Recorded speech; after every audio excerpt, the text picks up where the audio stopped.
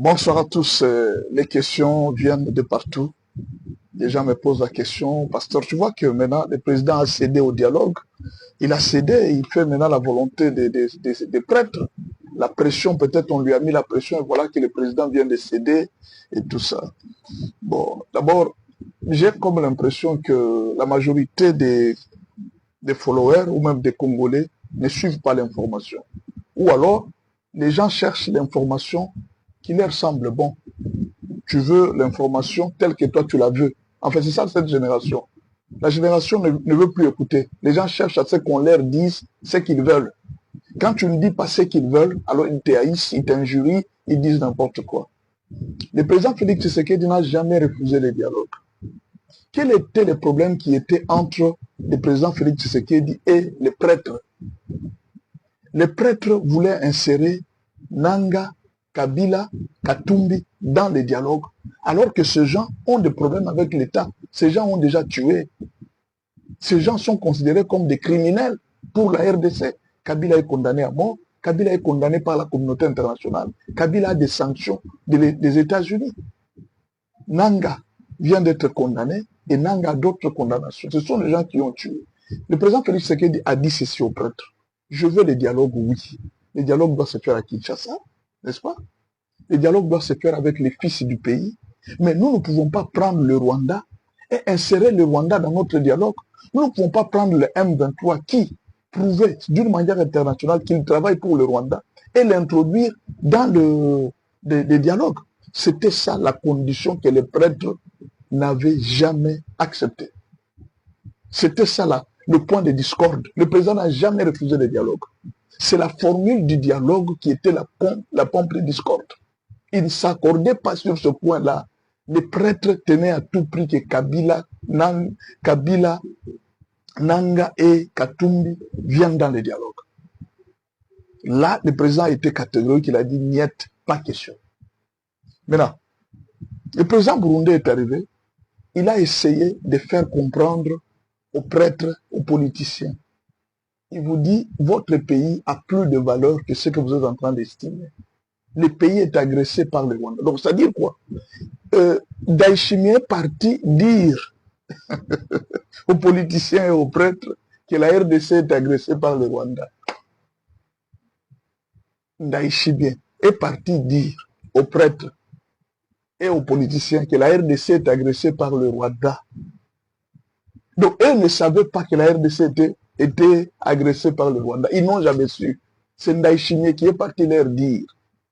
Quand ils sont retournés de chez Ndayishimiye, ils ont compris que la RDC, oui, donc la RDC est réellement attaquée par le Rwanda. C'est ce que le cardinal a sorti.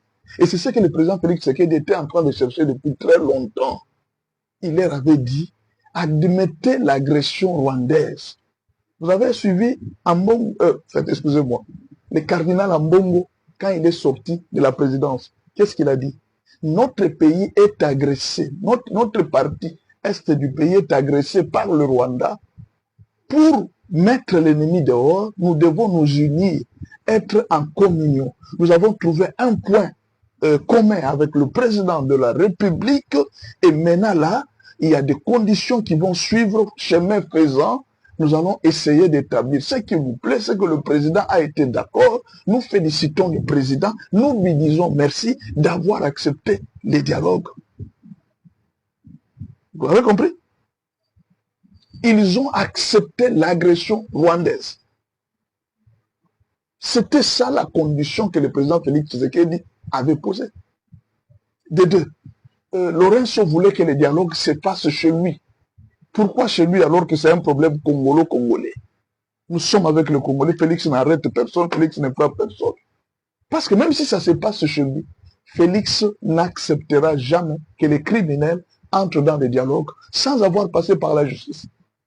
Vous devez payer tous ces gens qui sont morts à l'Est, à Goma, 10 000 personnes, plus de 10 000 personnes qui sont mortes, des jeunes qui viennent d'être tués, tous ces massacres, ces fausses communes qui sont à l'Est, ces femmes violées. Vous devez payer cela avant de venir vers le dialogue. Nous ne ferons plus ce mixage qu'on faisait avant.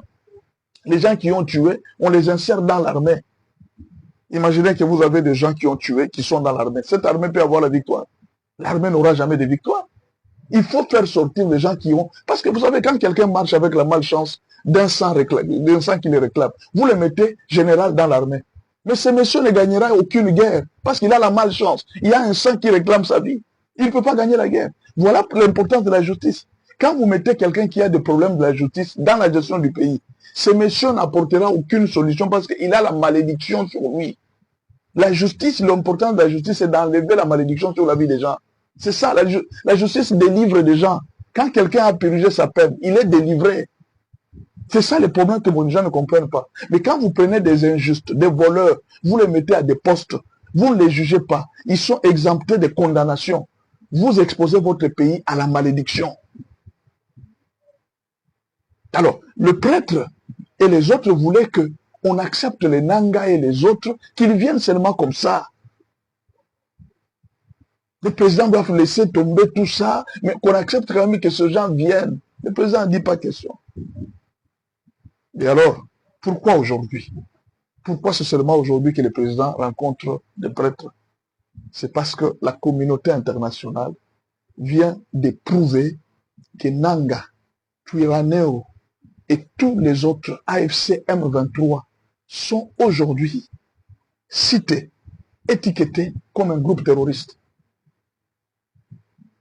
Ils sont considérés comme des entités sanctionnées par l'ONU. Le président a calculé les moments. C'était le moment d'appeler les prêtres. Maintenant, chers prêtres, je n'étais pas là. Je peux supposer ce qu'il leur a dit. Chers prêtres, je n'ai jamais refusé le dialogue. Voici mes conditions. Voilà maintenant que l'ONU vient de condamner.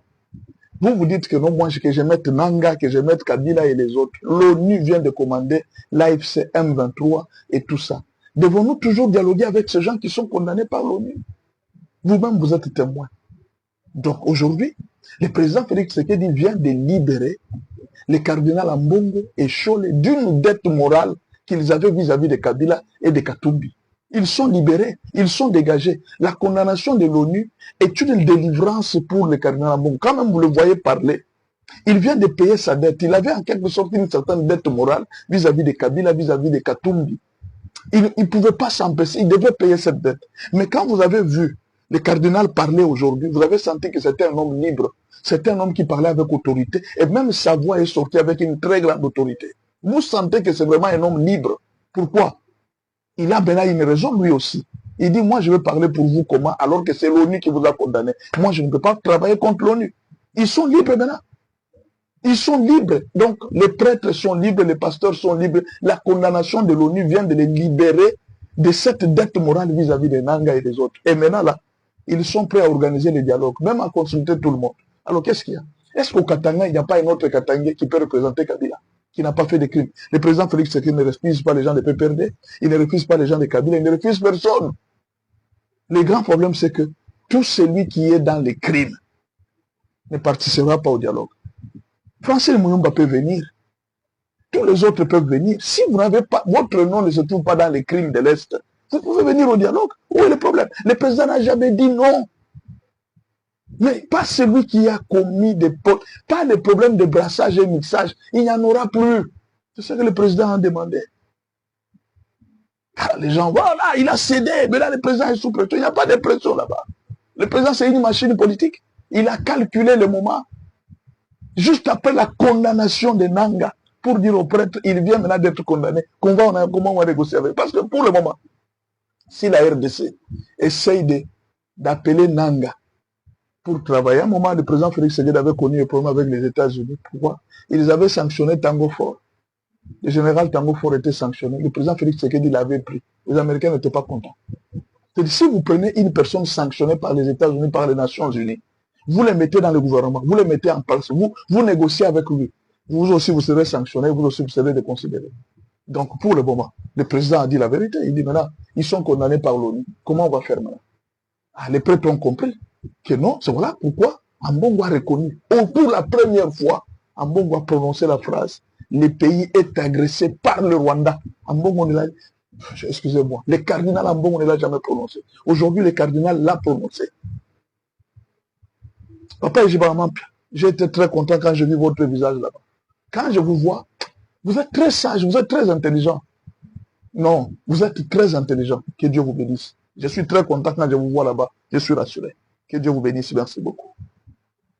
Écoutez, je veux commencer par la deuxième question. Vous avez vous-même entendu le cardinal parler de l'agression rwandaise dans l'est de la RDC. Il y avait toujours une discussion à ces sujets, mais je crois que le fait que le cardinal l'a dit de cette manière sans ambiguïté, ça donne déjà le ton, parce que la démarche autour du président de la République, qui est le rempart contre les menaces de balkanisation de notre pays, la discussion a porté essentiellement sur la manière de construire justement ces fronts. Nous savons évidemment qu'il y a des difficultés dans les prises de position de certains compatriotes, mais comme le cardinal vous l'a dit, il a dit chemin faisant. Ça veut dire que nous savons que les dialogues doivent se tenir normalement en République démocratique du Congo. C'est la volonté du président de la République. Nous avons déjà eu un exemple de dialogue qui s'est tenu ici, c'est la conférence nationale souveraine.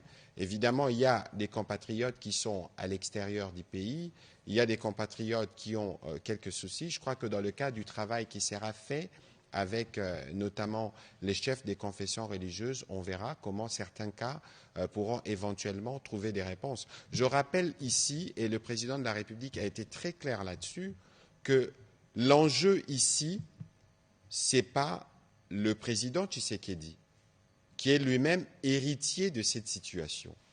L'enjeu, c'est comment les Congolais de partout au monde arrivent à se mobiliser pour que d'une seule voix, le cardinal a parlé d'unité, il a parlé de communion entre fils et filles d'un même pays, de comment nous nous lèvons pour mettre fin à cette agression. Je rappelle que les militaires qui meurent, les fonds qui sont engagés, c'est les fonds de la République démocratique du Congo. Donc ici, il faut essayer de regarder, non pas essayer, mais il faut regarder la question comme une question globale qui touche à chacun d'entre nous lorsque nous disons que le président de la République est le rempart contre la balkanisation et tout ce que nous disons au quotidien comme les menaces qui pèsent sur justement l'existence même de notre pays, il est important que les uns et les autres puissent s'élever et démontrer.